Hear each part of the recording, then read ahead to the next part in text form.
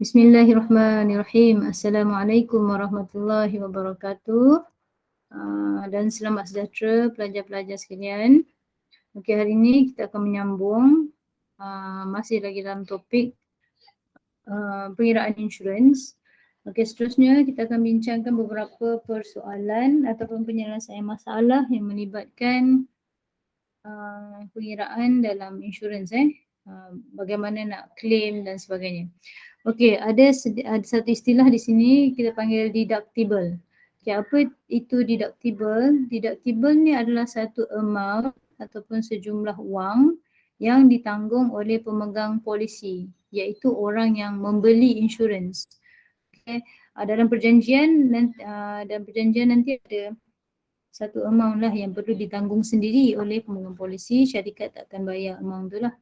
Okey, jadi antara insurans yang terlibat dengan deductible ni adalah insurans harta, insurans perubatan dan kesihatan dan insurans motor. So kita akan lihat daripada contoh 4 ini. Puan Suhaila telah membeli insurans motor. Untuk keretanya yang mempunyai peruntukan deductible sebanyak RM300. Maksudnya dalam agreement 300 ini perlu ditanggung oleh Puan Suhaila. Okey, sepanjang tempoh insurans tersebut, Puan Suhaila telah mengalami 3 kali kemalangan. So ada kerugian yang dialami untuk setiap kemalangan adalah RM2,800, RM250 dan RM400. So nyatakan sama ada Puan Suhaila boleh tak membuat tuntutan terhadap kerugian yang dialami.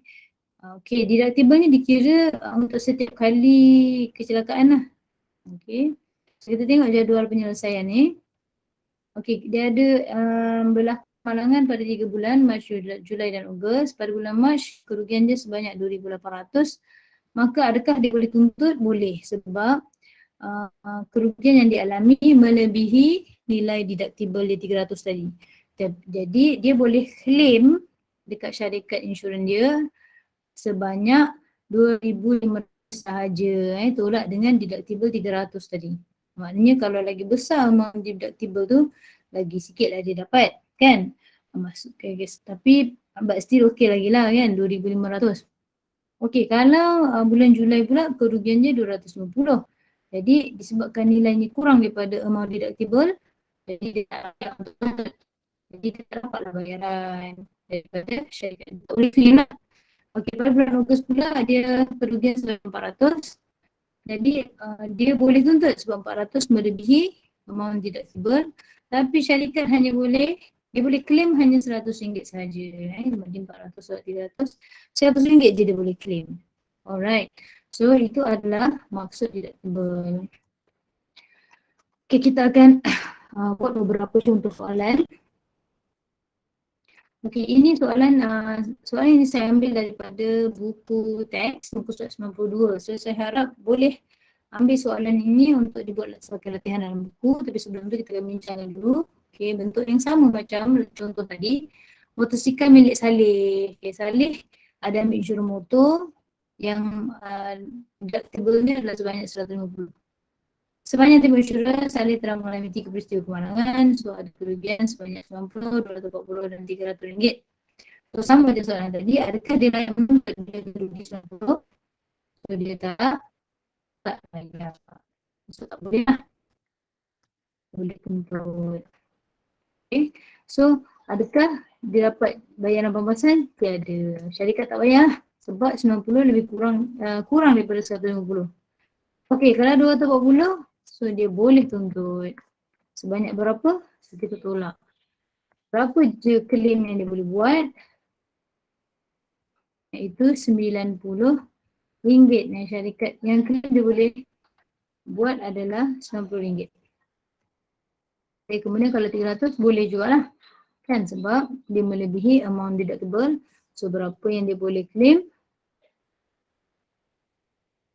Iaitu RM150 sahaja. Banyaklah juga RM150 tu kan. Okay, so ada baik juga ada deductible ni. Dia mengurangkan ada baik ke ada buruk. Maksudnya kalau dia kerugian 300, dia keluar duit sendiri 300 tu lah. Okay, sorry, 150 lah kan. Okay, 150 lagi syarikat boleh bayar. Okay. Alright. Kita pergi ke bentuk soalan seterusnya. So, ini pun sama macam soalan tadi. Tapi ini saya ambil soalan daripada buku kerja. Jadi awak boleh ambil daripada buku kerja, buat latihan ini . Okay. Kat sini cerita pasal Puan Hui. Puan Hui ada polisi komprehensif, insurans kereta. Deductible dia sebanyak RM300.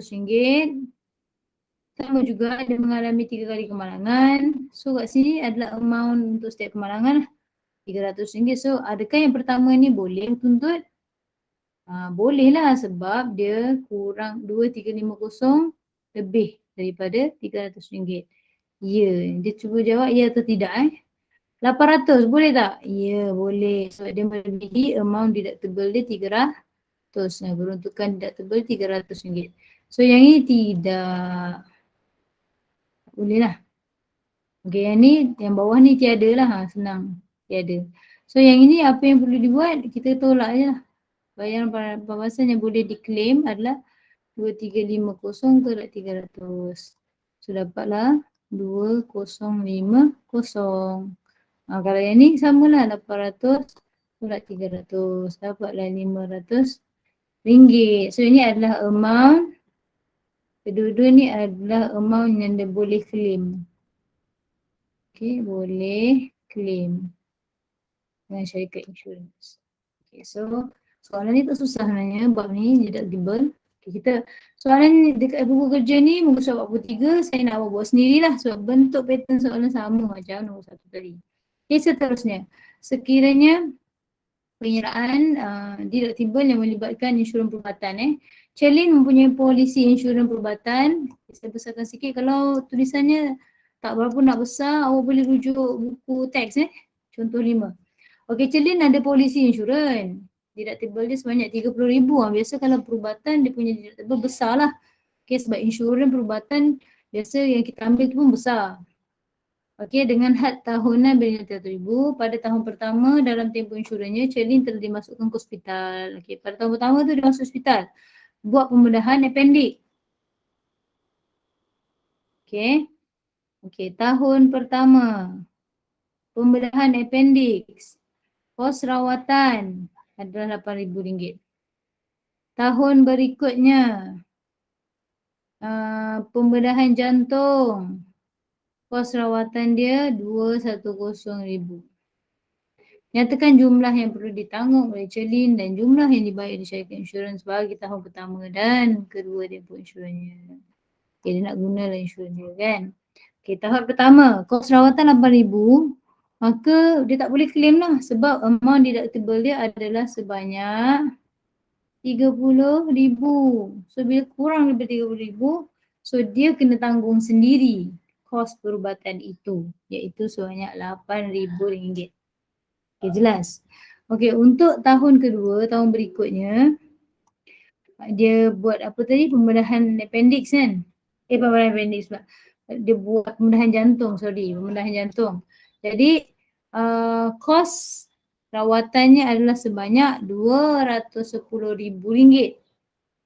Okay, melebihi amount deductible maka dia boleh claim. Jadi, jumlah yang perlu ditanggung oleh Celin adalah RM30,000 tadi. Okay, RM30,000 Celin kena tanggung. Sebab itu amount deductible dia.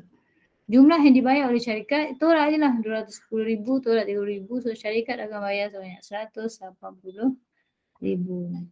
Okay, so seterusnya kita akan pergi ke soalan yang mirip-mirip macam tadi. So ini adalah soalan daripada buku teks. Buku teks muka surat berapa tu? Buku surat 92. Boleh rujuk dan saya nak awak buat sebenarnya supaya nanti waktu awak nak berulang kaji untuk periksaan trial atau periksaan tahun, awak ada bentuk soalan yang ikut format SPM. Okey. Okey, pada tahun 2019 Puan Karen telah disahkan mengidap barah dan telah membuat pembedahan ini sebagai merawat penyakitnya. Pembelanjaan kos pembedahan dan rawatan adalah sebanyak 130,000. Pada tahun berikutnya, okey, tadi pada tahun 2019. Pada tahun berikutnya dia mengalami kemalangan menyebabkan tulang tangannya patah pula. Okey, kos merawat tangannya itu adalah sebanyak RM12,000.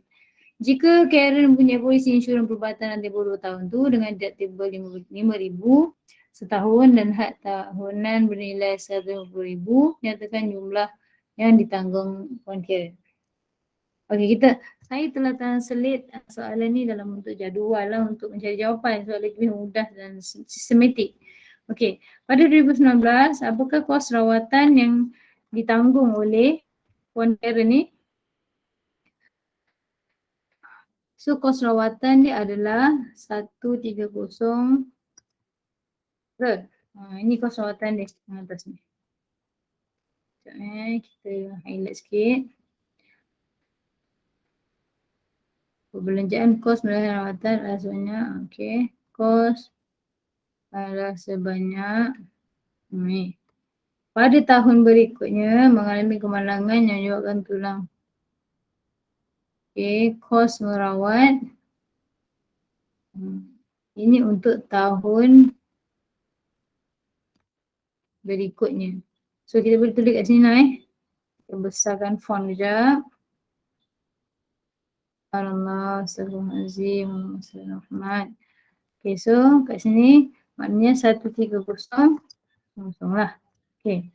Jumlah yang ditanggung oleh Karen disebabkan dia ada deductible RM5,000, jadi dia tanggung RM5,000 lah. Tak. Sekejap saya settlekan dulu dia punya font supaya besar sikit. Okay, jumlah yang ditanggung oleh Karen ialah 150. Salah, subhanallah, RM5,000, sorry. Maaf ya. Yang ditanggung sebab deductible kan. Deductible untuk insurans dia ni RM5,000. Jadi RM5,000 setiap kali dia buat claim untuk setiap kali event atau kemalangan baru dia buat claim, so RM5,000 lah. Jumlah RM5,000 campur RM5,000 lah kan. Right? Sebab dia satu cerita pasal kos rawatan. Sebenarnya rawatan, lepas tu kos merawat tangan pula. Jika jumlah pembahasan sekejap saya jadi blur pula ni. Sekejap. Betul lah tu RM5,000 je RM5,000 je So jumlah pembahasan syarikat bagi adalah 130 tolak dengan RM5,000. Maaf saya silap. Okey. Jadi ini adalah jumlah pembahasan yang syarikat bayar. Maksudnya dia boleh claim sebanyak RM125,000. Tadi kos rawatannya RM130,000. So ada jumlah yang ditanggung oleh Karen adalah yang RM5,000 tadi. So bila tolak claim syarikat adalah RM125,000. Itu adalah untuk tahun 2019.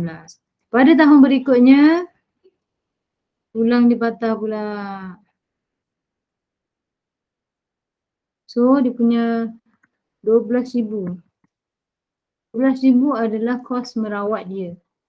Jadi RM2,000 ni, RM12,000 lebih RM5,000 kan. So RM5,000 jumlah yang Karen kena tanggung. So yang lain akan dapat. Yang dia claim bilang amount claim yang dia boleh buat adalah sebanyak RM7,000.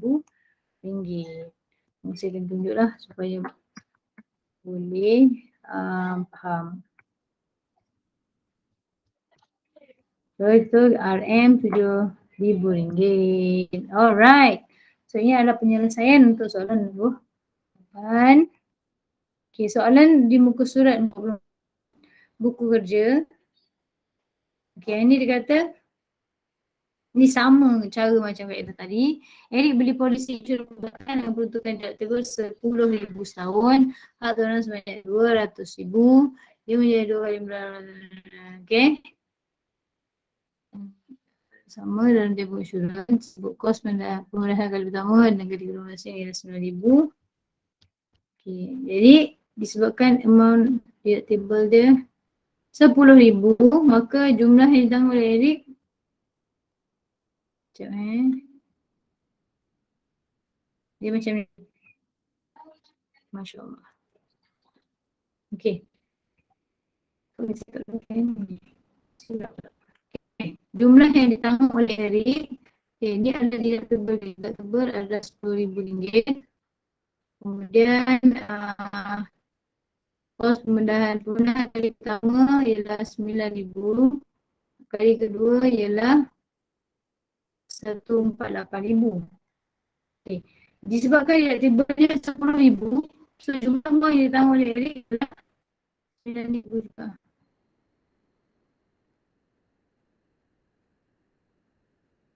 So dia tak boleh nak.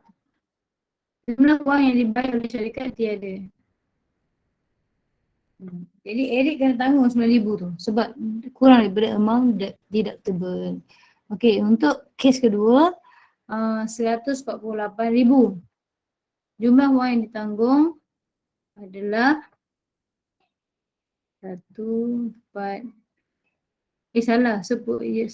silap. Masya Allah. Sorry. Okey. Deductible tu kan yang kita tanggung, betul tak? Yang deductible tu maksudnya amount yang ditanggung oleh pemegang polisi. Maknanya jumlah wang yang ditanggung oleh Eric adalah RM10,000. Dia yang kena keluar balik semua. Bakinya kita memang ditanggung oleh Eric dan jumlah wang yang dibayar oleh syarikat bagi pemilihan kali pertama dan pemilihan kali kedua. Jadi di sini kita akan kira 148,000 pula 10,000.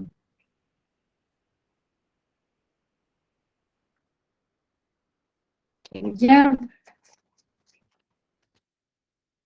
Pula 10 dia akan jadi 138,000 lah kan. Okey. Itu adalah jawapan. Ya. Ini amount yang diboleh claim. Okey, saya rasa saya tak rasa belajar boleh soalan ni.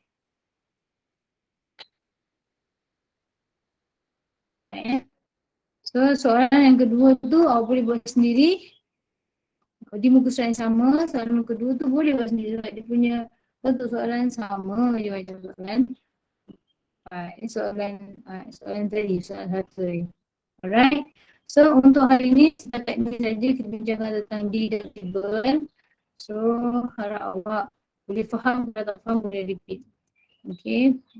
Okay, sampai sini dulu. Terima kasih. Assalamualaikum warahmatullahi wabarakatuh.